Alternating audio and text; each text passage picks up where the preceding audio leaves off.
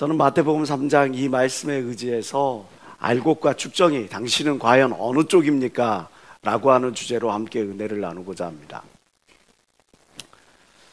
청년부에서 회장단 활동을 열심히 하다가 연이 맺어져서 결혼을 하고 지금은 교구와 성가대를 열심히 섬기고 있는 한 커플이 있어요. 어느 날 아내가 다니고 있는 그 직장에서 그 부부 건강검진이라고 하는 그런 프로그램이 이렇게 돼가지고 신청하게 됐어요.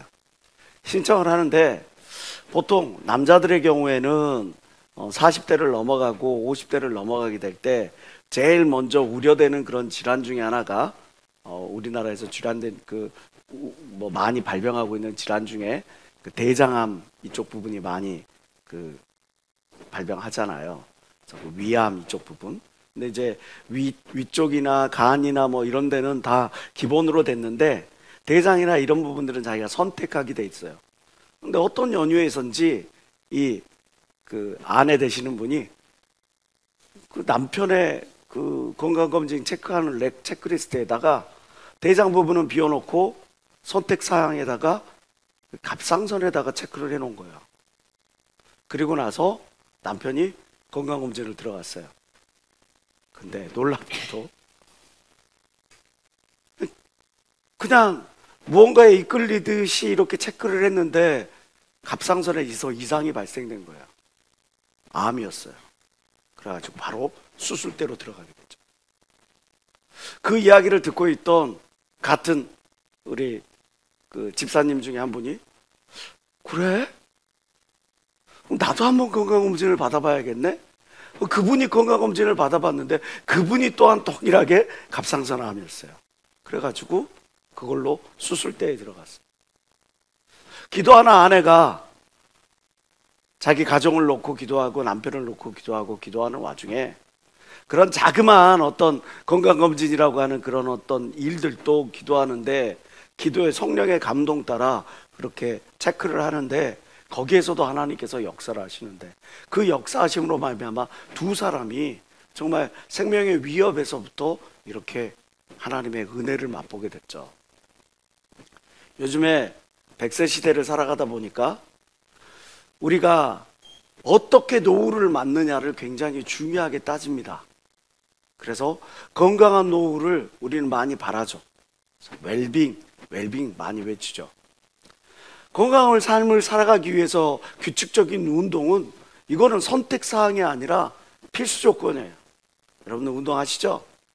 지금이야 뭐 20대, 30대, 뭐 40대 뭐 이런 나이라다 보니까 뭐 운동이나 이런 부분들에 대해서 뭐 규칙적인 식생활에 대해서 여러분들이 그닥 그렇게 관심 갖지 않을지는 모르겠지만 여러분들도 나이 먹어보면 안 됩니다. 이유 없이 소화가 잘 안 되거나 이유 없이 무언가 삐그덕삐그덕 거려 얼른 운동하라는 하나님의 사인인 줄 믿으시기 바라요. 그런데 이렇게 건강한 삶을 살아가기 위하여 규칙적인 운동도 필요하지만 또 하나 정기적인 건강검진 또한 반드시 필요한 요소라는 사실을 우리는 기억해야 돼요.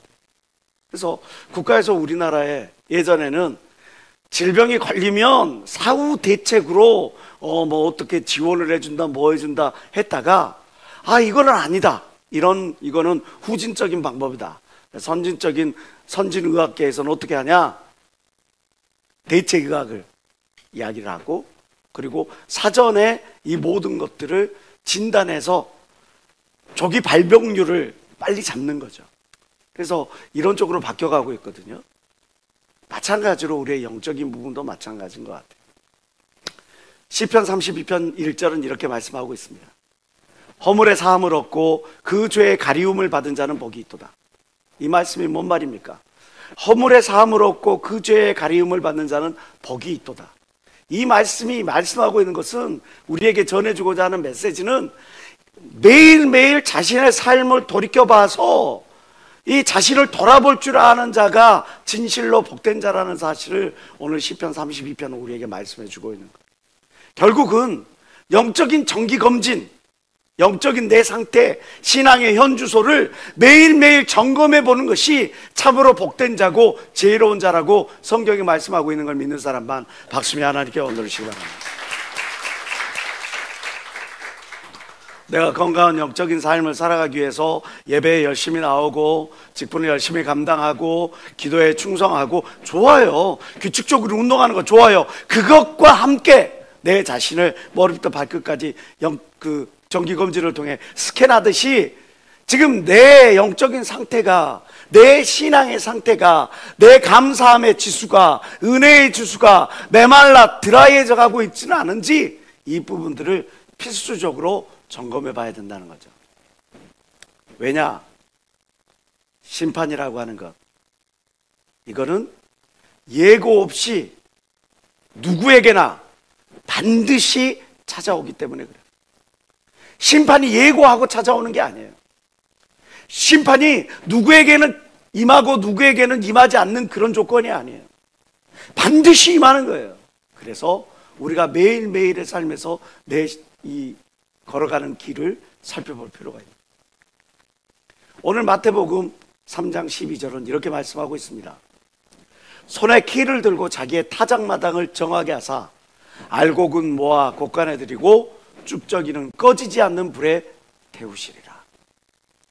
오늘 마태복음 3장 12절이 우리에게 말씀하는, 시사하는, 전달하고자 하는 메시지의 핵심은 뭘까요? 그것은 바로 당신은 쭉정이인가, 불에 타 없어질 쭉정이인가, 아니면 하나님의 천국 창고에 보배로운 알곡인가, 당신 자신을 점검해 보라는 말씀이죠. 여기에서 우리는 이 말씀들을 통해 깊이 있는 묵상에 들어가 보기를 원합니다. 내가 알곡이냐, 내가 쭉정이냐, 그것을 내가 어떻게 구별할 것이냐는 거죠. 내가 하나님의 말씀을 가지고 예배를 드리는 동안에 이런 기도하는 이 시간들을 통해서 내 신앙 상태를 점검해 보는데, 이것이 무엇으로 어떤 기준을 가지고 내가 알곡의 신앙 상태에 있는지, 쭉정이 상태에 머물러 있는지를 구분해야 되는데, 그러면 그 구분점은 무엇이냐, 기준점이 무엇이냐를 생각해 봐야 되지 않겠습니까? 오늘 본문의 마태복음 3장의 이 말씀은 우리에게 알곡과 쭉저기를 가르는 구분점, 기준점에 대해서 우리에게 설명해 주는 거예요. 그 첫 번째는 뭡니까? 열매로서 구별하는 거예요. 내가 알곡이냐, 내가 쭉정이냐, 다른 것보다 열매만 보면 알 수 있다는 거죠. 3장 10절입니다. 이미 도끼가 나무 뿌리에 놓였으니 좋은 열매 맺지 아니하는 나무마다 찍어 불에 던지우리라. 마태복음 7장 16절부터 20절은 분명하게 이야기합니다. 그들의 열매로 그들을 알지니, 나의 열매로 내가 누구인가를 증명할 것이니, 가시나무에서 어찌 포도나무를, 또는 엉겅퀴에서 어찌 무화과를 따겠느냐. 너의 심령이 척박하고 너의 심령이 드라이하고 너의 심령이 하나님으로부터 멀어졌는데, 너의 심령이 죄악과 가까워져 있는데 어찌 너가 성령의 열매를 맺을 수가 있겠느냐 하시는 말씀이에요. 이와 같이 좋은 나무마다 아름다운 열매를 맺고 못된 나무가 나쁜 열매를 맺나니, 좋은 나무가 나쁜 열매를 맺을 수가 없고 못된 나무가 아름다운 열매를 맺을 수 없느니라. 19절과 20절 다 같이 한번 읽어볼게요. 시작.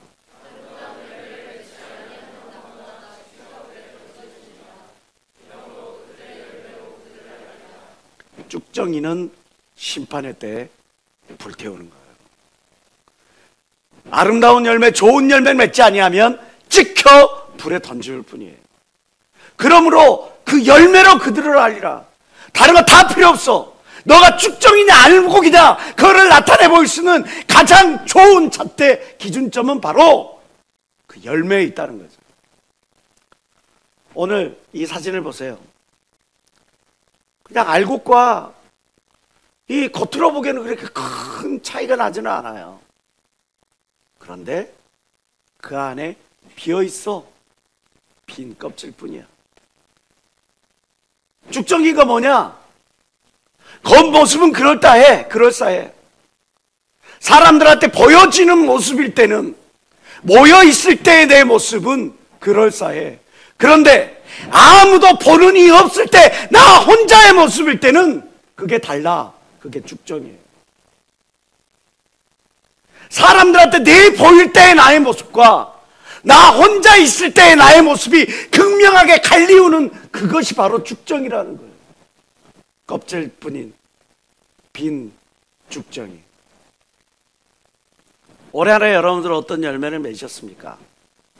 특별히 내일은 추수감사 예배로 하나님께 예배를 드리는, 감사 예배를 드리는 날이죠. 올 한 해 나의 삶에 하나님, 내가 정말 바라고 바랐더니 정말 취업의 문을 열어주셔서 감사합니다. 하나님, 내가 바라고 바랐더니 하나님께서 저에게 직분을 높여주셔서 또 사회에서 영향력 있는 인물이 되게 하셔서 감사드립니다. 내가 이렇게 창업할 수 있게 하셔서 감사드립니다. 올 한 해 돌이켜봤더니 다른 그 무엇보다도 내가 죄의 사슬을 끊어버리고 하나님의 백성됨을 얻고 성령을 받고 그리고 하나님의 직분을 얻어서 죄를 감당하게 하시니 감사합니다. 드러나 보이는 그런 것들은 없지만 내가 꾸준히 오늘 하루를 호흡할 수 있게 하시니 감사하고 오늘 하루 나에게 주신 그 직분에 충성할 수 있게 하시니 감사하고 올 한 해 나에게 이게 주신 그 은혜에 대해서 이렇게 감사할 수 있는 마음 주셔서 감사합니다. 이것도 귀한 열매겠죠. 그런데요, 열매라고 다 열매가 아니더란 말이에요. 성경이 우리에게 말하는 조건이 있어. 너희가 알곡이냐 죽정이냐를 나눌 때 그냥 많은 열매를 거두고 아름다운 열매를 거두는 거, 그거 이전에 중요한 게 있어. 그 열매가 좋은 열매냐 하는 거죠. 그리고 또 그 너희 지금 나아가고 있는 방향이 바른 방향으로, 하나님을 향한 방향으로, 영생을 향한 방향으로 나아가고 있느냐를 점검해 보라는 거죠. 제가 어느 날 신혼 초회 때 이제 지교회를 내려가니까 만삭이나 아내를 처갓집에다 보내놓고 그러고 나서 이제 아이들을 이제 낳고 그래서 이제 지교회에서 여기저기 불려다니고 전도하고 신방하고 막 그렇게 하고 교회에서 날밤을 지새우면서 기도하고 피곤한 가운데서 이제 올라갔어요. 올라가서 잠깐 이제 처가 식구들과 식사를 하는데 이제 애 키우면서 스트레스가 있었는지 애 엄마가 저한테 뭐라고 막 투덜투덜 했어요. 사실 좀 받아주면 좋을 텐데 저도 이제 갖고 있는 그런 것들이 많다 보니까 요만큼 이게 차 있다 보니까 스팀이 올라와 있다 보니까 그거를 못 받아주고 받아쳤어요. 또 어른들이 있는 데서 깐단쟁이들이 있는 데 싸울 수는 없으니까 방으로 들어가고 못 듣다고 왜 그러는데 왜 자꾸 그러는데 그렇게 하면서 말이 그냥 투닥투닥 하게 됐죠.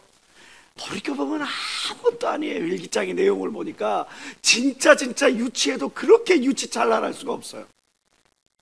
아주 유치찬란한 내용을 가지고 서로 언쟁이 벌어지고 급기야 며칠 동안 말을 안 하기 시작해요. 대화도 안 나누고 네가 먼저 미안하다고 말할 때까지, 그죠? 그때까지 나는 반응하지 않을 거야. 그렇게 하다 보니까 이게 한 주가 지났어. 그러다 보니까 2주가 지났어. 이제 와서 서로 와서 인사를 하는 것 같고 뭐는 하는 것 같고 그런데 냉랭해. 어느 날 장모님이 저를 부르셔요. 장모님 불러서 하는 말이 첫 마디가 그래도 자네는 목사 아닌가. 얼마나 부끄럽든지. 별것도 아닌데 쓸데없는 자존심 때문에, 그것 때문에 상대방이 먼저 숙이고 올 때까지 내가 돈꼬집 부리고 있는 거예요. 그 모습을 바라보고 있는 믿음 없는 장모님이 보시고, 그때 당시에 저희 장모님은 그게 이벤트 크리스찬이었어요. 이벤트 크리스찬이 뭐냐, 종도원 있을 때 오고 부활 칠 때 오고 성탄절 때만 오고 그것도 사위가 목사니까 그렇게 또 오는.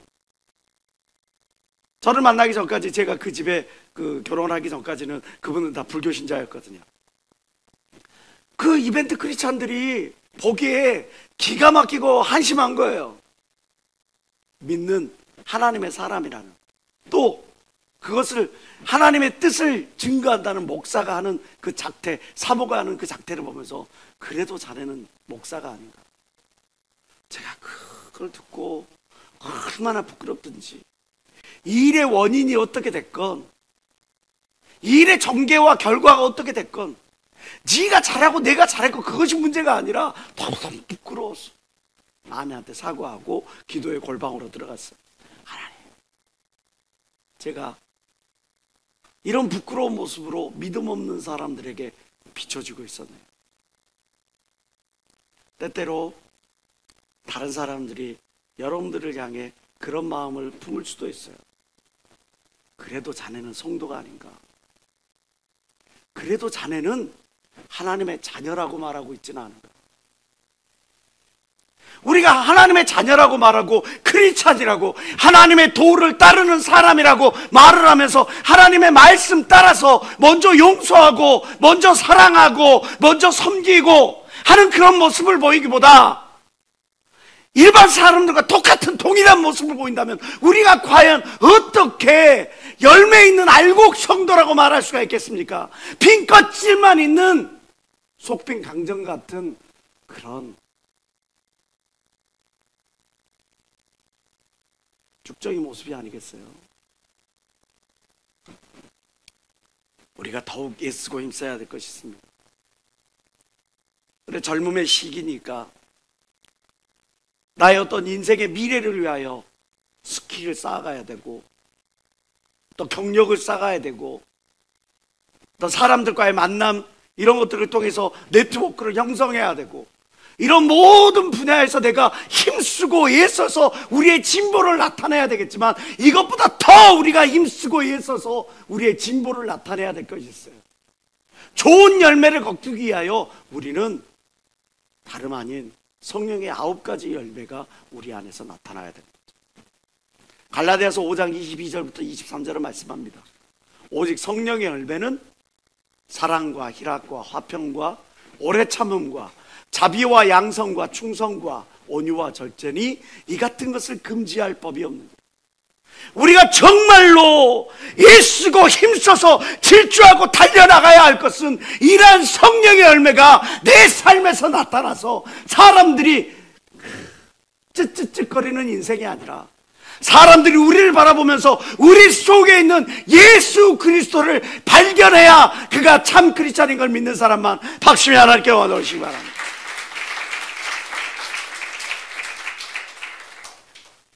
내 안에 증오가 넘치고 불평과 원망이 넘치고 다툼이 생기고 내 주장만 앞세우고 이기심만, 거짓됨만, 그 게으름만, 나의 고집만 주장하고 내 원하는 대로만 하는 그런 사람이라면 이제는 바뀌어가야 되는 거죠. 내 증오가 용서로 바뀌어야 돼. 미움이 용서로 바뀌어야 돼. 이게 바로 사랑의 열매예요. 내 안에 원망과 불평이 감사함으로 바뀌어야 돼. 이게 바로 기쁨, 희락의 열매예요. 내가 어디든 들어가면 좌충우돌 다툼을 일으키는 그런 다툼의 아이콘이라면 이제부터 우리는 사람들을 불러 모아 하나로 만드는 화해의 아이콘이 돼야 돼요. 이게 바로 화평의 열매입니다. 어디서든 내 주장만 외치는 그런 모습에서 이제는 인내하고 오래 참는 모습으로 오래 참음의 열매가 나타나야 돼요. 이기심만 앞서서 내 이익만, 내 입장만 생각하는 그런 상황이라면 이제 바뀌어서 상대방을 먼저 배려해 줄 줄 아는 자비의 열매로 나타나야 합니다. 내가 하는 모든 것이 다 거짓돼.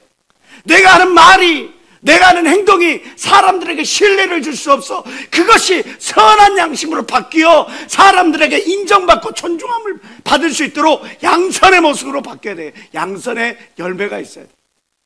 맡겨놨는데 차일피일, 자기 일에 대한 책임감도 없어. 그런 게으름이 이제 열심으로 바뀌어야 돼. 자기 일에 대한 책임감으로 바뀌어야 돼. 그게 바로 충성의 열매요. 고집 부리고 사람들에게 막 힘들게 만드는 그런 것이 이제는 부드러움으로 나타나야 돼. 그거 바로 온유의 열매인 겁니다. 내가 원하는 것만 하고 내가 하고 싶은 것만 하고 아닌 것들에 대해서는 팍 내쳐버리는 그런 모습에서 이제는 서로 연합하기를 위하여 내 것을 깎아낼 수 있는 그런 모습으로 나타날 때 그게 바로 절제의 열매인 것입니다.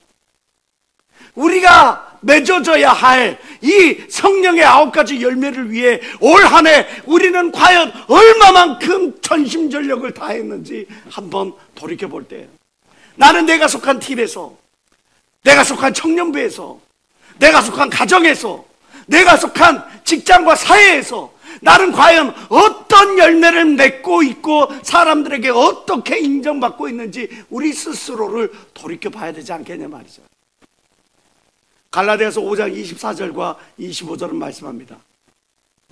그리스도 예수의 사람들은 육체와 함께 그 정과 욕심을 십자가에 못 박았느니라. 자기의 생각, 지금까지의 모든 삶의 모습들, 이것들을 전부 다 십자가에 못 박아버리는 거예요. 과거니까. 변화되지 않는 거짓된 모습, 외식하는 모습, 죄악된 모습을 십자가에 못 박아버리라는 거예요. 만일 우리가 성령으로 살면 또한 성령으로 행할지니라. 이 말씀이 뭐냐? 우리가 성령으로 말미암아 새 생명을 얻었으니 이제 성령의 인도함을 따라야 되고 성령이 원하시는 삶을 살아가야 되지 않겠냐 이 말씀이죠. 그런 삶을 살아가시길 주의 이름으로 축원합니다. 내가 나를 이끌어가는 삶이 아니라 주가 나를 이끌어가는 삶, 나를 높여가는 자존심의 삶이 아니라 주님을 높여가는 주존심의 삶, 이러한 삶을 살아가라고 하나님께서 우리에게 말씀하시는 거예요. 너희가 과연 하나님께 사람들에게 내어드릴 열매가 있느냐, 좋은 열매이냐, 그 열매는 바른 방향을 향해 나아가고 있느냐, 이게 바로 내가 지금 알곡 성도로서의 삶을 살아가고 있느냐, 아니면 죽정이 성도로의 삶을 살아가고 있느냐. 내가 육적인 열매만 집착해. 자격증 따는 거 중요하죠. 직장에 합격하는 거 중요하죠. 좋은 사람만 나 아름다운 가정 만드는 것도 중요하죠. 다 중요해요. 그러나 그것보다 우선적으로 내가 내 심령 안에 이 영적인 밸런스, 하나님이 원하시는 성령의 열매를 위해 나는 과연 얼마만큼 최선을 다하고 있느냐, 이거를 점검해보라고 오늘 성경은 우리에게 말씀하는 겁니다. 에베소서 5장 8절부터 11절은 이렇게 이야기합니다. 너희가 전에는 어두움이더니 이제는 주 안에서 빛이라. 빛의 자녀들답게 행하라. 빛의 열매는 착함과 의로움과 진실함에 있느니라. 10절과 11절 다 같이 읽어봅시다. 시작. 너희는 열매 없는 어두움의 일에 참여하지 말고 도리어 책망. 빛의 자녀들이면, 여러분들이 정말 빛의 자녀라고 한다면, 여러분들이 정말 빛의 자녀가 맞다면, 그러면 열매 없는 어두움의 일이 아닌 하나님을 기쁘셔야 할 것이 무엇인지를 알아 그 일에 전심전력하는 것이 옳다고 믿는 사람만 박수며 하나님께 원하시기 바랍니다.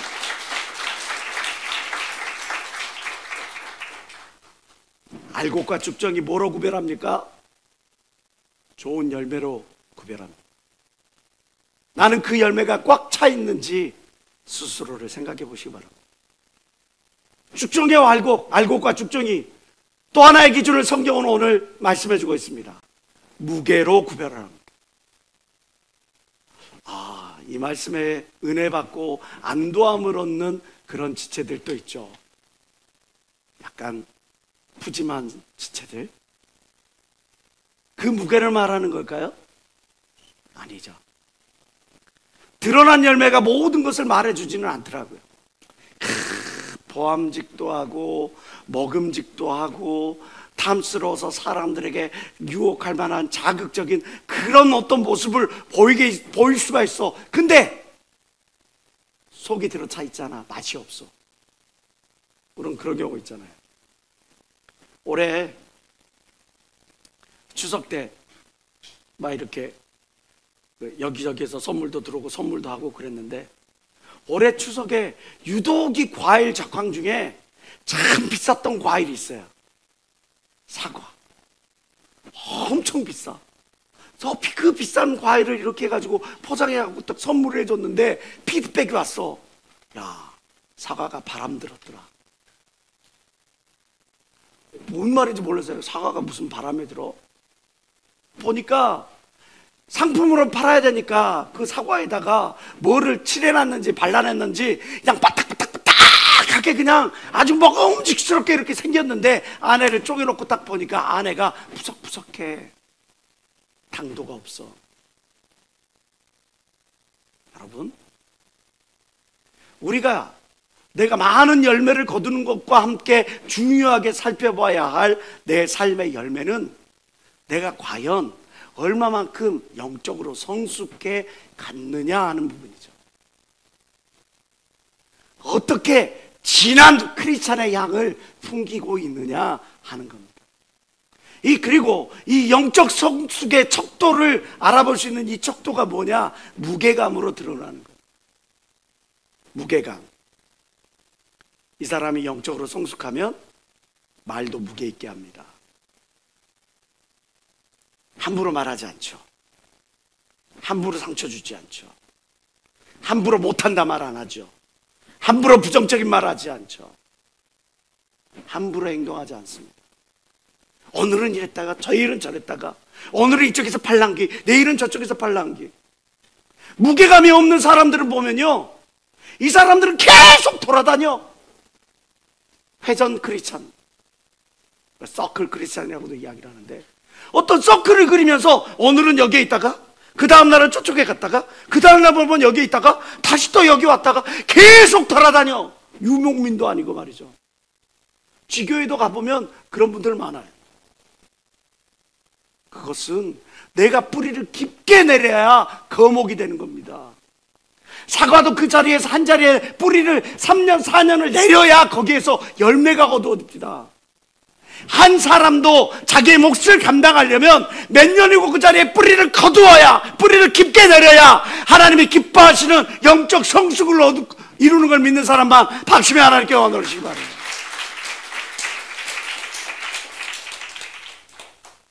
가벼운 사람이 되면 안 돼요.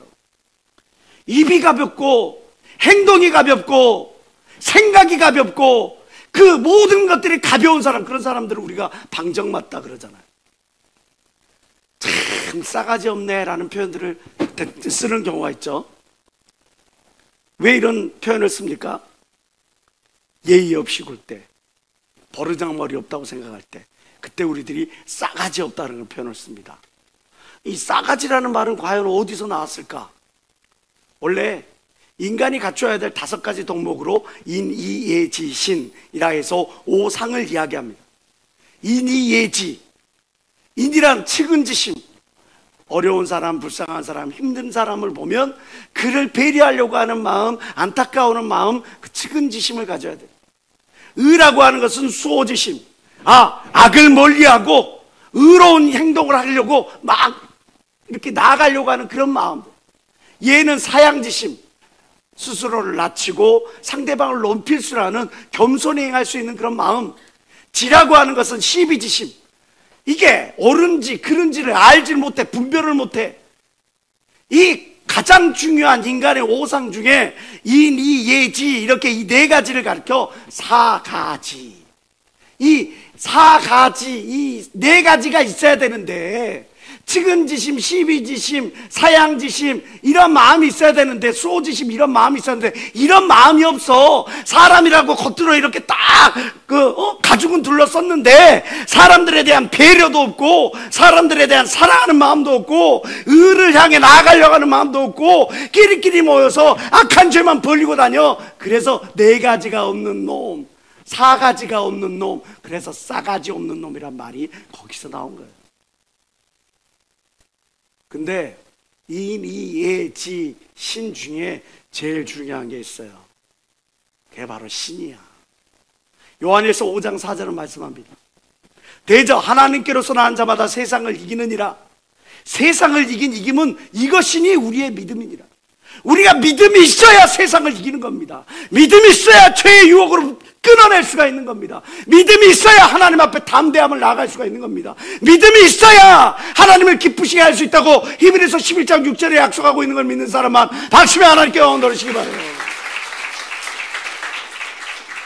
믿음이 기본이 있어야 되는 거야. 믿음이 기본이. 내가 믿음이 있으니까 내가 감사하면서 내 입을 조절을 하는 거예요. 믿음이 있으니까 내 입에서 말이 함부로 나오지 않고 막 입술에다 파수꾼을 세우는 거예요. 믿음이 있으니까 내 행동을 가벼이 하지 아니하고 내 있는 자리에서 든든하게 있으면서 충성할 수 있는 겁니다. 하나님께서 보상하실 줄 믿기 때문이죠.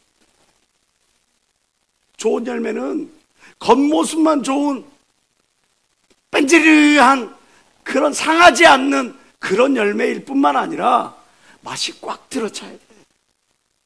그런데 신기하죠? 맛이 들어찬 과일은요, 향기가 나더라고요. 맛이 잘 들어찬 사과, 배, 체리, 이 모든 것들을 보면 향기가 주변에 풍겨나더라고요. 근데 설익은 과일들은 선익은 향기가 나더라고요. 지금 나는 내 주변 사람들에게 어떤 향기를 내뿜고 있는지를 한번 점검해 봐야 되지 않겠냐 말이죠. 요즘에는 보면 콤바인이라고 하는 기계가 나와가지고 이 콤바인 기계가 그냥 수확과 탈곡을 동시에 다 합니다. 그래서 이 기계를 몰고 쭉 가면요, 거기 벼가 이렇게 싹둑싹둑 잘라지고 그 안에 있는 나달은 나달대로 해가지고 이렇게 딱 그 쌀푸대에 포장이 되고, 이 볏짚은 볏짚대로 이렇게 돼가지고 우리가 농 같은 데 가보면 이렇게 동글동글하게 공룡알처럼 생긴 거 있잖아요. 그게 보니까 콤바인으로 갈고 가면서 그 벼를 딱 나락을 베면서 그것들이 모아져가지고 이렇게 볏짚이 이렇게 딱 해놨어. 옛날에는 그것들을 일일이 그 아스팔트 길이든 활주로든 집에든 이렇게 다 펼쳐가지고 널어가지고 그 말려가지고 일일이 하고 그랬는데 지금은 이렇게 간술하게 돼요. 근데 이게 옛날에 이게 보통 일이 아니었거든요. 낫으로 일일이 벼를 수확하는 작업을 하면 이게 추수라고 하죠. 그리고 나서 타작을 해요. 말려놓은 벼를 모아다가 이 궁굴통 같은 데 있어요. 달달달달달달달 이렇게 발을 밟으면 이게 톨톨톨톨 돌아가, 못 달린 것 같은 것들이 툴툴툴 돌아가. 그러면 이제 벼 위에다가 그 벼이삭 위에 이렇게 나달들이 이렇게 있잖아요. 그러면 그 나달들을 훑어. 이걸 타작이라 그래요. 그리고 나서 그것들을 가다가 이제 키질을 해. 그러면 알고 보면 앞으로 오고 아는 것처럼 쭉정이 멀리 날아가고 우리가 아시잖아요. 무게가 없으니까, 무게감이라는 게 없으니까 바람이 불면 훅 날아가. 속빈 쭉정이 같이 훅 날아가. 무게감이라는 게 없으니까, 믿음이 없으니까, 내 마음의 중심이 없으니까 사람들의 말하는 그 한마디에 쫙 시험에 들어. 하나님께서 나에게 주시는 메시지, 하나님께서 나에게 주시는 위로, 하나님께서 나에게 주시는 나아가는 그 방향을 보는 게 아니라 사람들의 눈초리, 사람들의 말 한마디에 팍 시험에 들고 그것 때문에 좌절낙담하고 그것 때문에 흔들흔들하고 당신이 쭉정이라는 증거요. 작은 것들에도 내가 안절부절하고 어떻게 하고 쭉정이라는 증거요. 무게가 없으니까. 신앙의 무게, 믿음이라고 하는 중심에, 내 중심에 가득 차야 돼. 무게가 없으니까 자꾸 이쪽 저쪽으로 옮겨 다니는 거예요. 여러분, 영적 선수는요, 그것은 우리 신앙인들이 지향해야 할 방향이에요. 그냥 있어도 되고 없어도 되는 그런 게 아니에요. 내가 교회 왔어. 예수를 믿었어. 그리고 성령까지 받았어. 너가 물과 성령으로 거듭나지 않으면 결단코 천국에 갈 수 없느니라. 그래서 나는 믿었고 성령을 받았으면 나는 끝이네. 그게 아니라고요. 주님 앞에 다다를 그때까지 계속 신앙의 경주를 하면서 하나님이 원하시는 믿음의 경지에까지 나아가기를 원하는 것, 노력하는 것, 그것이 참 하나님의 사람인 걸 믿는 사람만 박수며 하나님께 원합니다.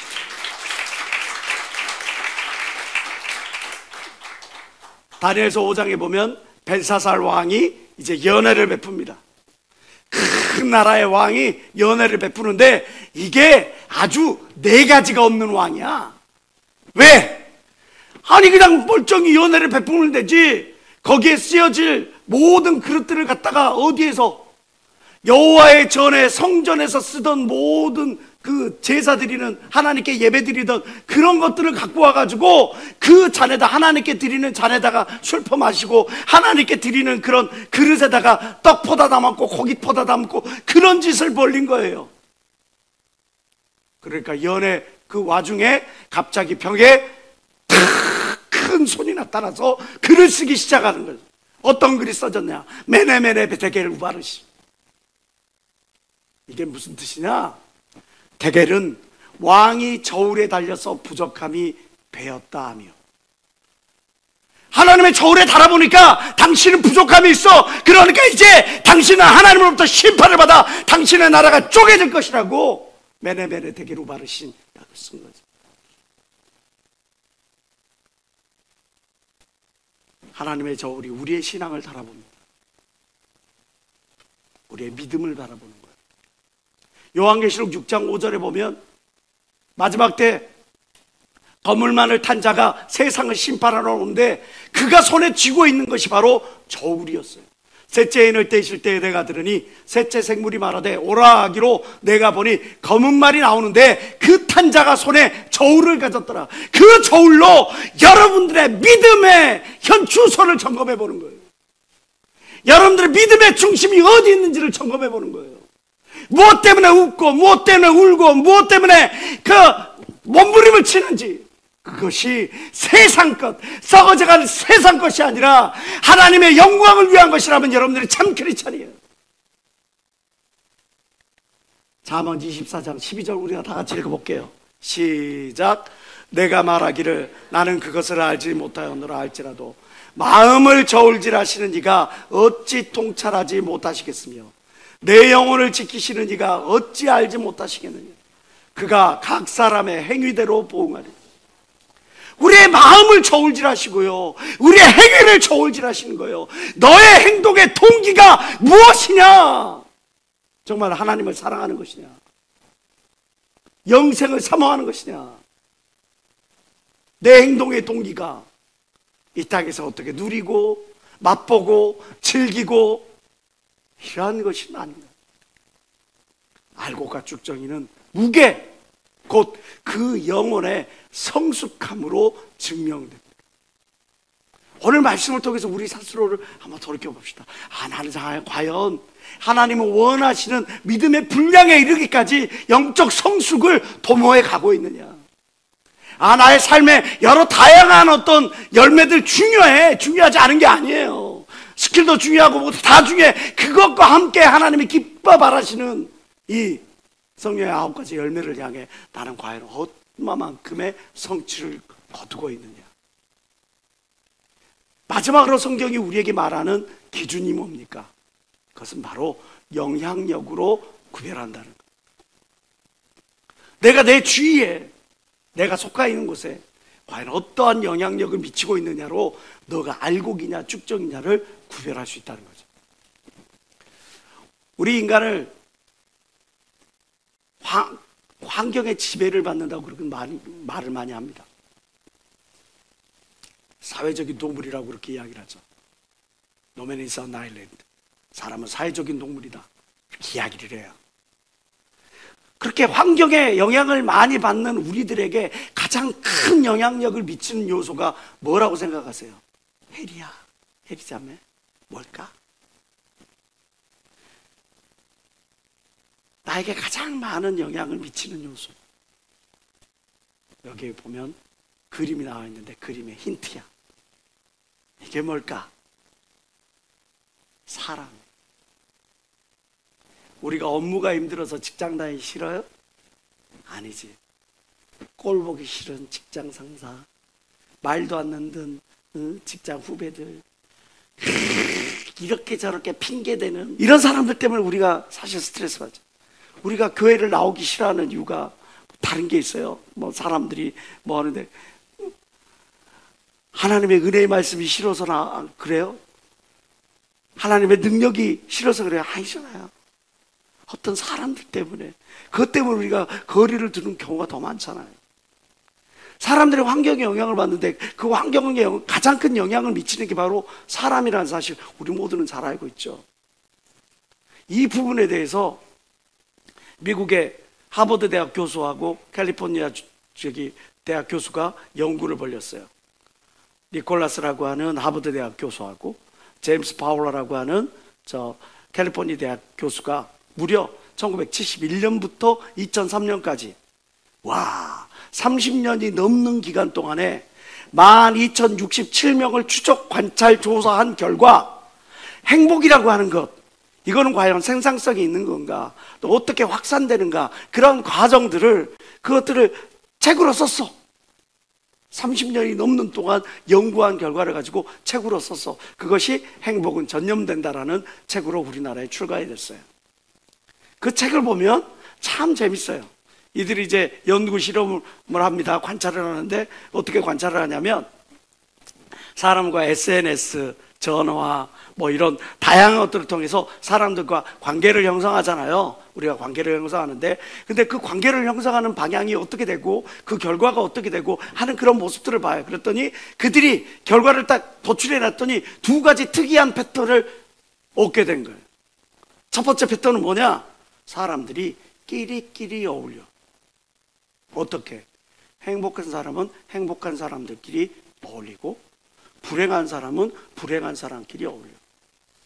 긍정적인 사람은 긍정적인 사람들끼리, 부정적인 사람은 부정적인 사람들끼리. 여기 그들이 연구한 그런 관계 지도가 나와 있는데, 여기 노란색이 행복한 사람들, 초록색이 중간지대에 있는 사람들, 이것도 저것도 아닌 사람들, 그리고 파란색이 불행하다고 생각하는 사람들의 그런 어떤 그룹들을 딱 모아놓은 거예요. 여기에서 또 하나의 패턴이 등장을 합니다. 그게 뭐냐? 이 파란색 패턴이 보면 엮여져 있지 않아. 따로따로 고립돼 있어.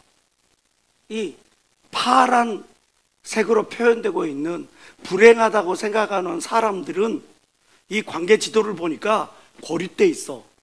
그런데 시간이 지났어. 처음에 관찰할 때, 그리고 10년이란 20년이란 시간이 지나고 30년이란 시간이 됐더니 이들이 점점 고립될 뿐만 아니라 고사되어 없어지더란 말이죠. 이것이 시사하는 바가 뭔지 아세요? 행복감이라고 하는 건 내 주위 사람같이 행복하게 만들어준다는 거예요. 실질적으로 내가 행복하면 내 주변 사람들이 행복해지는데, 내 친구가 행복하다고 느낄 때 내가 행복하다고 느낄 수 있는 확률이 16%.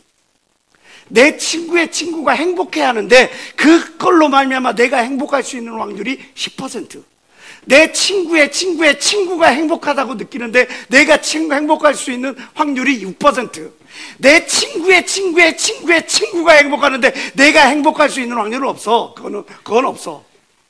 영향을 미치지 않아. 다시 말해서 뭐야? 내 다리를 거치면 그 행복감은 의미가 없어. 그러면 어떻게 해야 돼, 우리가?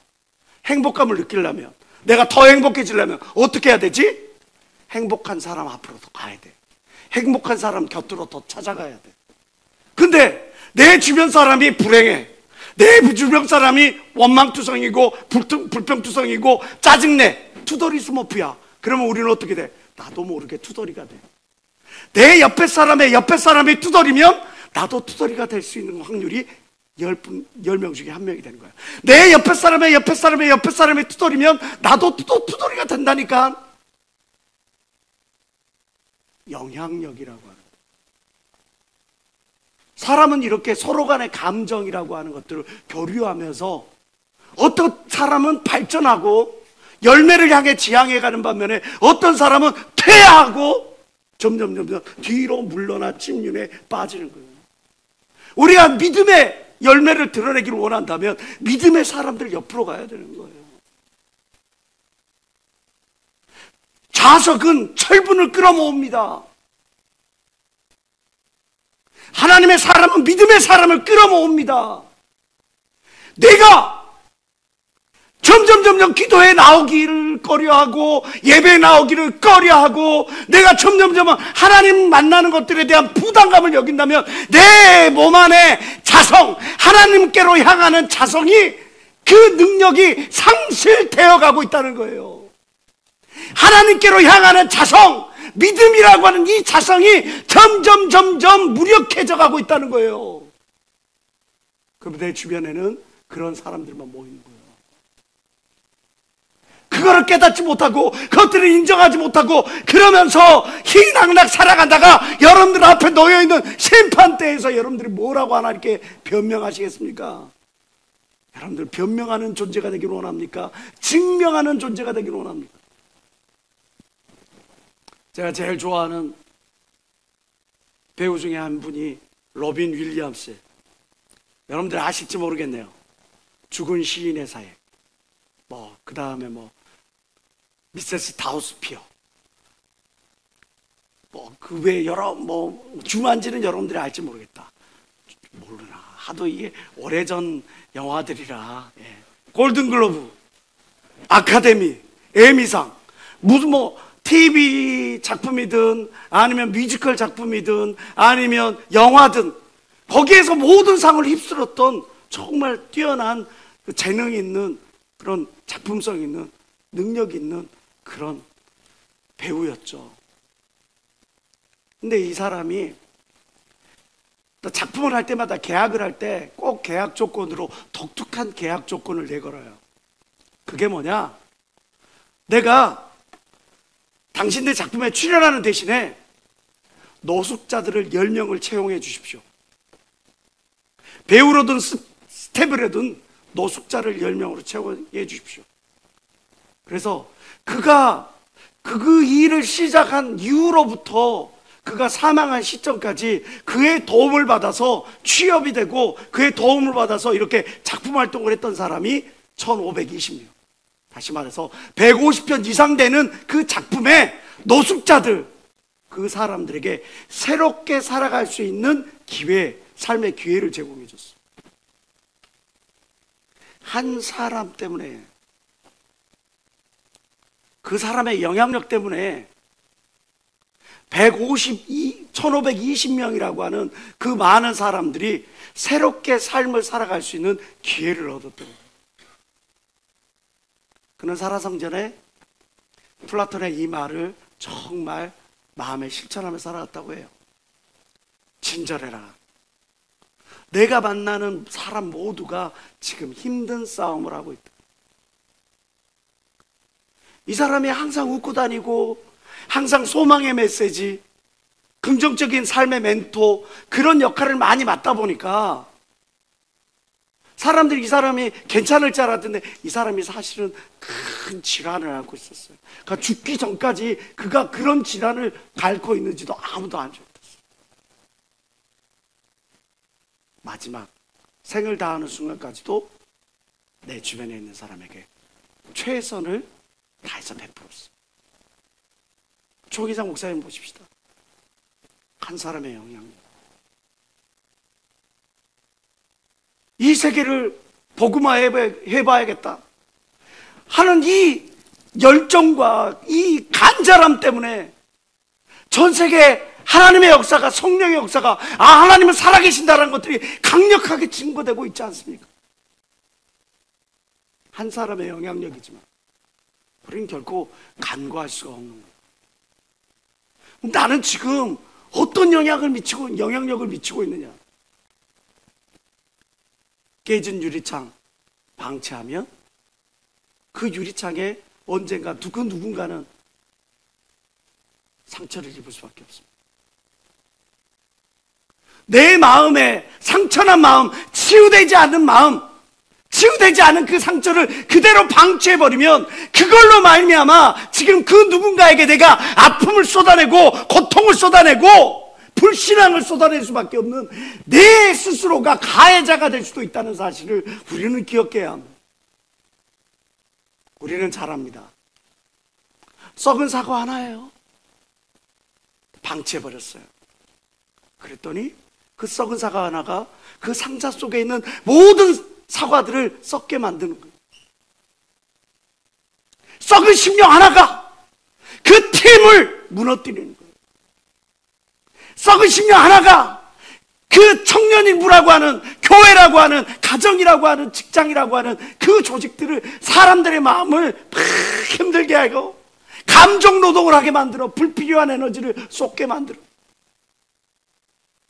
그러나 반면에 건강한 영혼 하나로 우리는 많은 사람들에게 하나님의 살아계심과 하나님의 풍성한 은혜와 사랑을 전달해 갈 수 있어요. 이사야서 5장 2절은 이야기합니다. 땅을 파서 돌을 제하고 극상품 포도나무를 심었도다. 그 중에 망대를 세우고 그 안에 술틀을 팠었도다. 그런데 좋은 포도 맺기를 바랐는데 들포도를 맺혔도다. 하나님께서 이스라엘 백성들을 보시면서 탄식하시는 메시지입니다. 오늘 지금 이 자리에 있는 저와 여러분들 가운데 혹시 그러한 심령은 없을지, 하나님이 우리를 구원할 계획을 세우시고 예수 그리스도의 보혈로 말미암아 여러분들을 하나님의 자녀로 삼으시고 지금 이 자리에 불러 모으셨어요. 그래서 여러분들에게 귀한 하나님의 자녀라는 은혜를 베푸셨고, 직분이라고 하는 은혜를 베푸셨고, 각자의 자리에서 충성할 수 있는 기회를 주셨어. 그래서 여러분들에게 기대를 하셔. 좋은 열매를, 아름다운 열매를 알곡을 기대하시고 여러분들을 향해 바라고 계셨는데 들포도가 되었네. 들포도라고 하는 이 히브리어는 독 있는 딸기라는 뜻이 또 있습니다. 이 베이우심이라고 하는 이 히브리어의 그 본래 의미는요, 고약한 냄새, 악취라는 거예요. 내가 좋은 포도를 팔았더니 너에게서 악취가 나는구나. 내가 너를 통해 내가 영광을 얻으려고 했더니 너에게서 악취가 나서 사람들이 오히려 나를 꺼려하는구나. 내가 선한 영향을 갖고 사회를 정화시켜 나가야 될 텐데 오히려 악한 영향을 퍼뜨려서 사회를 중독시켜 나가. 하나님은 과연 기뻐하시겠느냐 말이죠. 마태복음 3장 8절은 우리에게 분명히 말씀합니다. 너희는 회개에 합당한 열매를 맺어라. 너희가 하나님의 자녀면 하나님의 자녀다운 열매를 맺어라. 베드로전서 4장 10절과 11절을 말합니다. 너희가 각각 은사를 받은 대로 하나님의 여러 가지 은혜를 맡은 선한 청지기 같이 봉사를 하라. 어떻게? 말을 하려면 하나님의 말씀을 하는 것 같이 하고, 봉사를 하려면 하나님이 공급하시는 힘으로 하는 것 같이 하라. 이는부터 다 같이 읽어봅시다. 시작. 이는 범사에 예수 그리스도로 말미암아 하나님의 영광을 받으시게 하려 함이니 그에게 영광과 권능이 세세에 무궁하도록 있느니.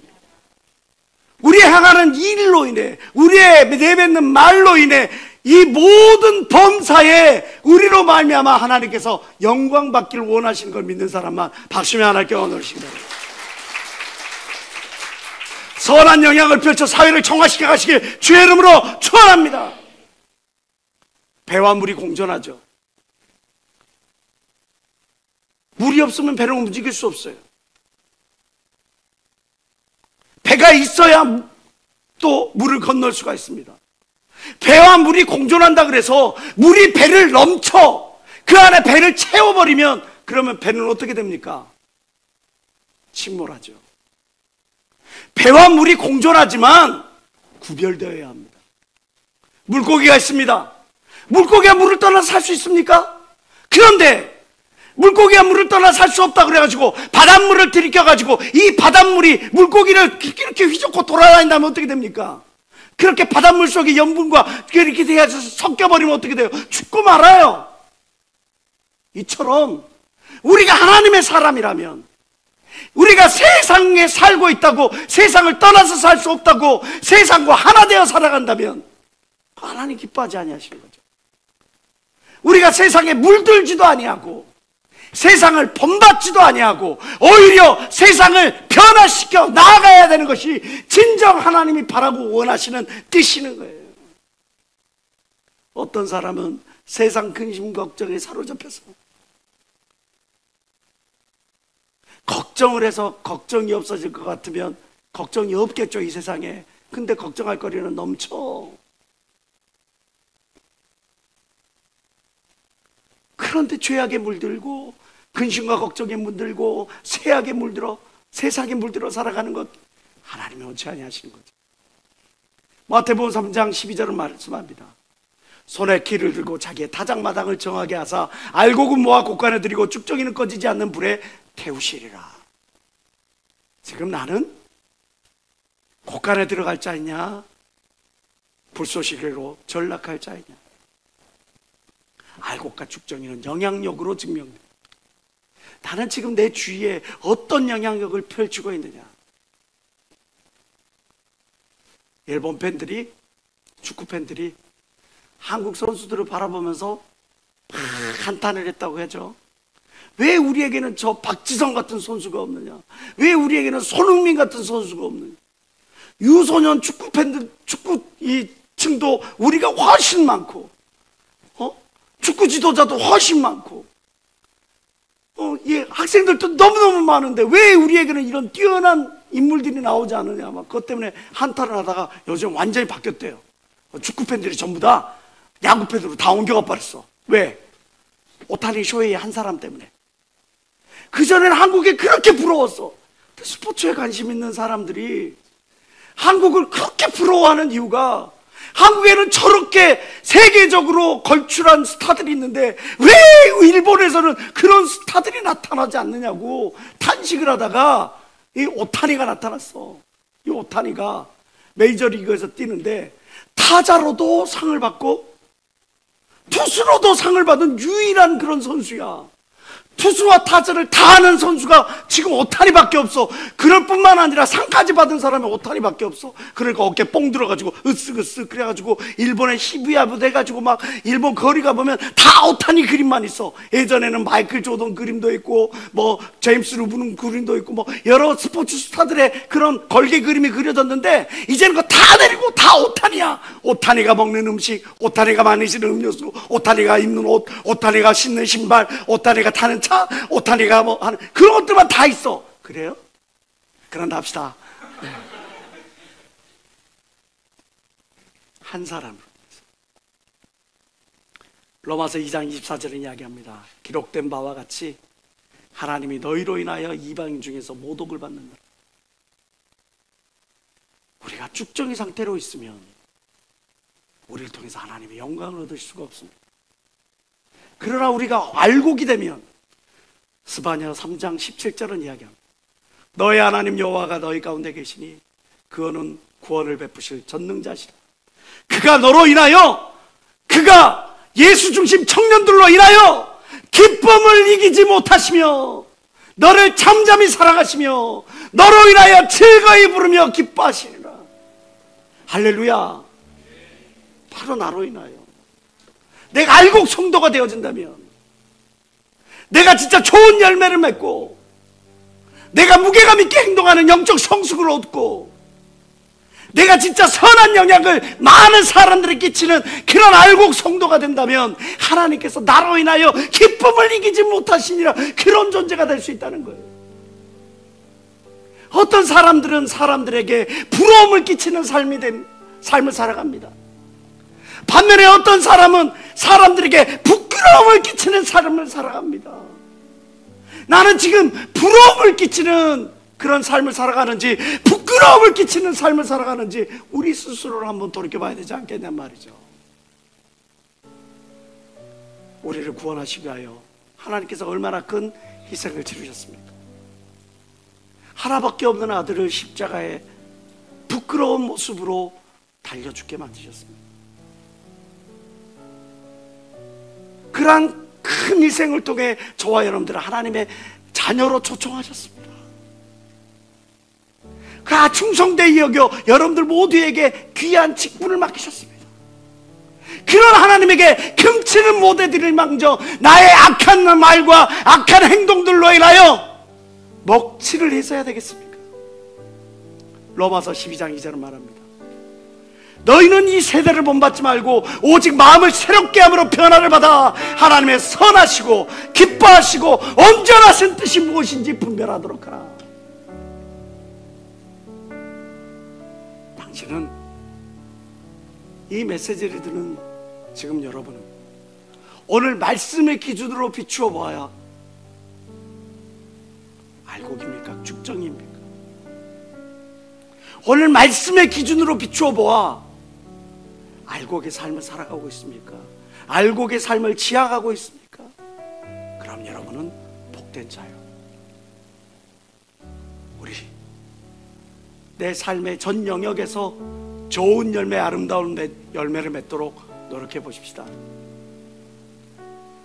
정말 이 세상 것에 열심을 부리는 그 이상으로 하나님을 향한 열심, 성숙함, 무게 있는 그런 크리스찬의 그런 발자취를 남겨보도록 노력하십시다.